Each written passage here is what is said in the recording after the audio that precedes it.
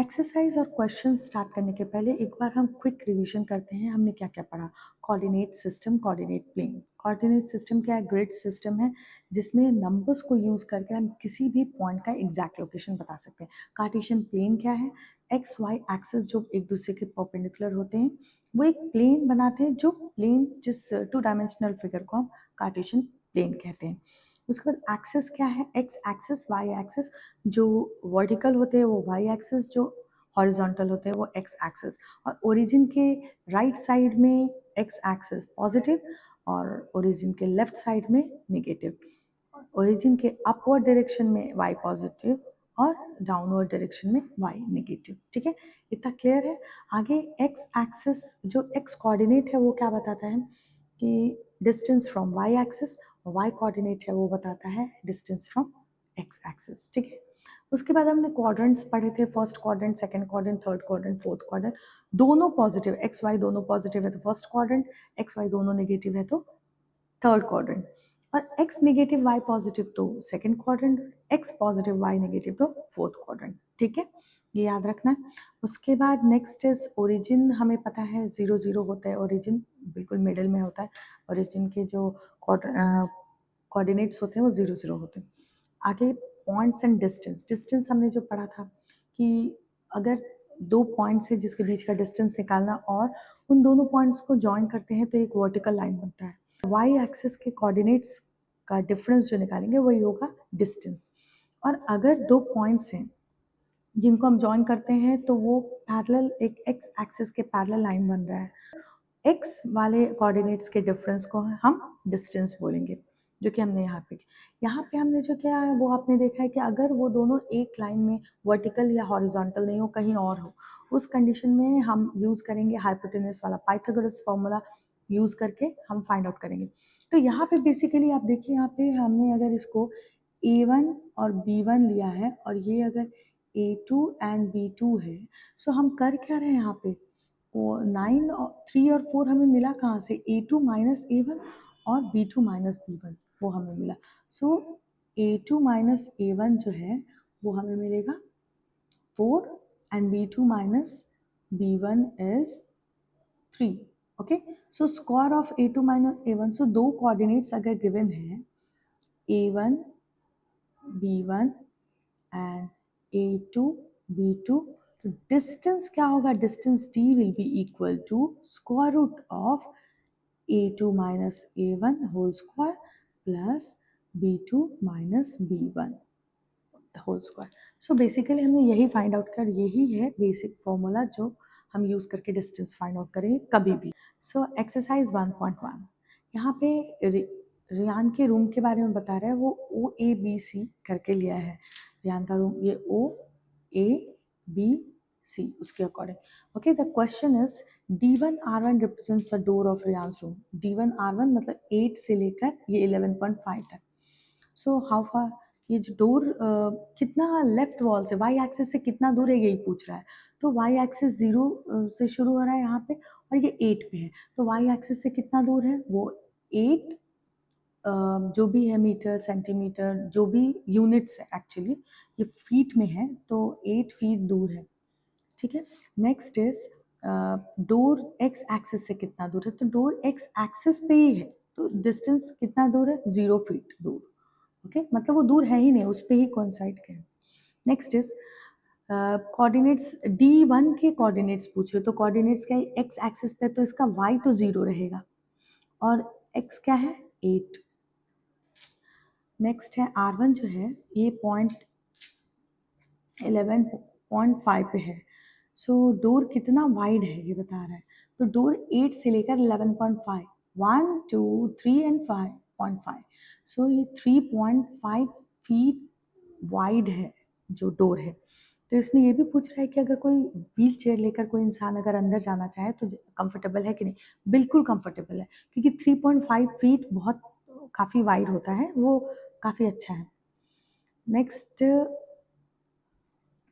हाँ, next is B1 जो है 0 से 1.5 ये कोऑर्डिनेट्स है, मतलब B1 का, और B2 का कोऑर्डिनेट्स वो 0.4। ओके, तो ये क्या कह रहे हैं? बाथरूम का डोर है, तो बाथरूम का डोर ये कितना वाइड है? और ये रूम के डोर से नैरोअर है या वाइडर है।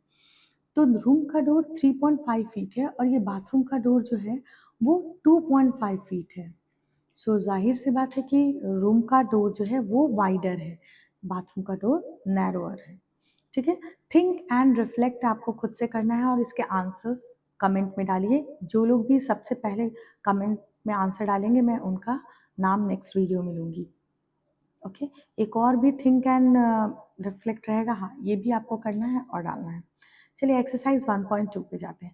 एक्सरसाइज 1.2 पे एक ध्यान देने वाली बात है, इन्होंने क्या कहा है, जीरो ओरिजिन लिया है ये, मतलब ओ इज ओरिजिन एंड -7 0 मतलब -7 0 मतलब यहाँ तक लेना है, ये लाइन को यहाँ तक, 6 तक लिया है, 7 तक लेना है। 13 0 13 0 मतलब 12 के आगे एक और यहाँ 13 एक्स एक्सिस पे। ना अब वाई एक्सिस पे क्या है, 0 to -15, नीचे 15 नीचे तक लेना है, तक है 0 to 12 हमें लेना है। ये यूनिट्स जो है 1 सेंटीमीटर को 1 यूनिट हमने ले लिया है। अब इन्होंने क्यों किया है, क्योंकि क्वेश्चंस ये बाथरूम और रूम के अकॉर्डिंग रहेगा, लेकिन बाद में हॉल के बारे में भी क्वेश्चंस है, इसीलिए उन्होंने नीचे 15 लेने बोला है। ओके, हम क्वेश्चंस पे चलते हैं। ये क्या कह रहे हैं, ये हमने लिया 1 2 3 4 5 6 7 8 8 9 10 11 12, ओके, एंड ये 1 2 3 4 5 6 7 8 9, ओके, ये 9 तक है। तो हमें क्या करना है, एक्चुअली 10 तक लेना था, तो ऊपर ले लेते थोड़ा सा, ये 10 11 12, ये 12 है और ये हुआ वाई एक्सिस। ओके, सो अभी हमें करना क्या है कि ये जो टेबल लेना है हमें रियान का, वो 8 9, एक कोऑर्डिनेट, 3 कोऑर्डिनेट्स गिवन है, 8 9, second is 11 9 and third is 11 7। तो 11 7 मतलब यहाँ पे 11 और यहाँ पे 7, ओके, ये पॉइंट, ठीक है, ये हुआ 11 7। नाउ 11 9, 11 और 9, ये हुआ दूसरा टेबल, और ये है 8 9, 8 9, ये हुआ तीसरा। तो रेक्टेंगुलर टेबल है तो डेफिनेटली फोर्थ पॉइंट यहाँ होगा, फोर्थ पॉइंट यहाँ होगा ना, 3 पॉइंट्स गिवन है और 4 पॉइंट्स यहाँ होगा, तो फोर्थ पॉइंट क्या है, then you have to write what is the fourth point. So this fourth point will be 8 7, right.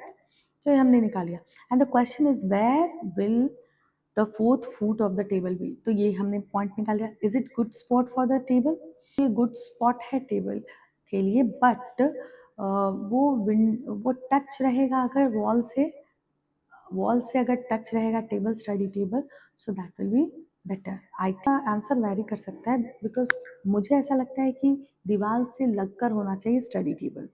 Bathroom door के हिंज B1 जो है, वो B1 के बारे में बोल रहे हैं, ये है B1।